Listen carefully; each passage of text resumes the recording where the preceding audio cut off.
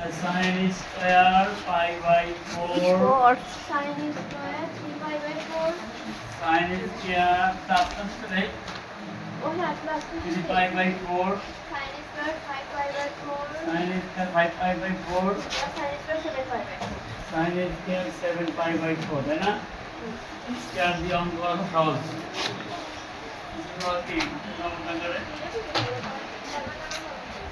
ওই ওই দেখো বলি এই হাত দিচ্ছিস এটা তো মান সাইজ তাই না? এইবার লাইনটা দেখো তো এই যে ভাঙা দরকার আছে, বড় ভাঙা দরকার আছে, তাহলে কি হবে তো sin square pi by 4 এটা ভাঙা যায় না? কি ভাঙা যায়?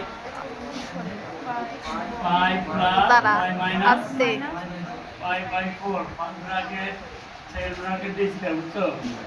এটা ভাঙা যায় কি হয় বলো তো? sin pi plus pi by 4 square bracket দিয়েছিলাম, ওটা ভাঙা যায় কি গো?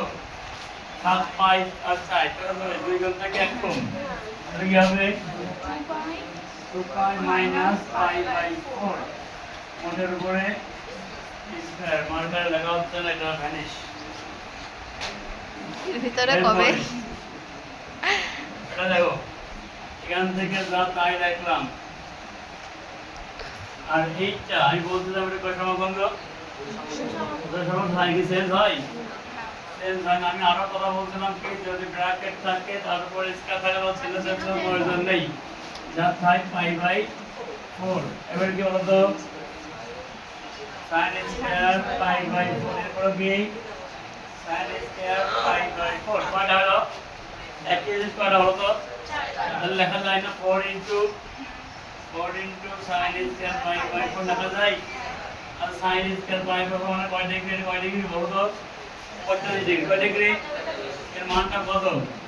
1/√2 আর কি হবে স্কয়ার 4 1/2 স্কয়ার উঠে গেল 1/2 কি হলো 2, তো এই 2 দ্বারা পরে কাটলে কি হয়? তো এটা কি এটাই কিন্তু অ্যানসার। খুব ইম্পর্টেন্ট অঙ্ক, বুঝছো? ক্লিয়ার? ওকে, ধন্যবাদ।